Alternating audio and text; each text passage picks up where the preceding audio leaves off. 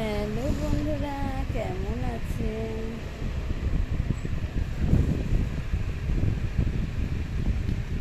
আজকে আমি দোকান পরিষ্কার করেছি, করে 2:30টায় বাড়ি গেছি।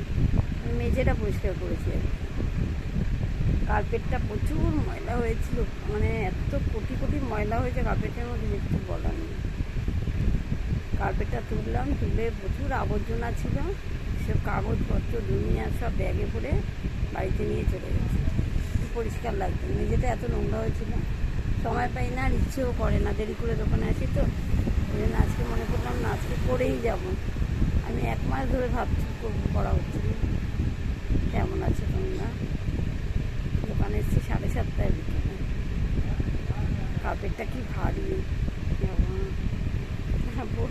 কার্পেটটা আমি পা দিয়ে মারিয়ে মারিয়ে পরিষ্কার করেছি।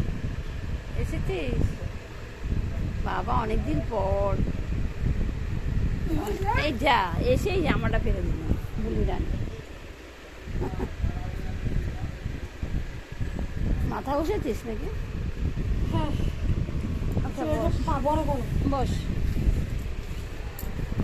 বস, এতেই হয়ে যাবে, বস। কোমরে যন্ত্রণা করছে আমার।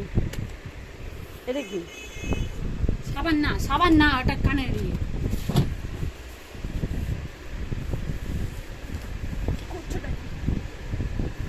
পরিষ্কার লাগছে না আজকে? হ্যাঁ পরিষ্কার লাগছে না? হ্যাঁ, ভালো লাগছে।